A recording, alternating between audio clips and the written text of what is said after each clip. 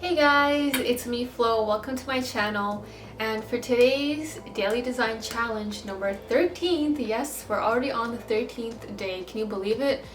Time flies. It's crazy.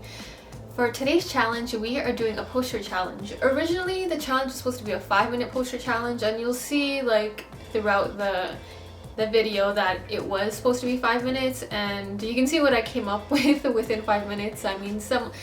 I feel like I was going for a certain idea, but 5 minutes is so short, so limited amount of time, so it ended up being a little bit longer than 5 minutes. You could say almost up to 10 minutes.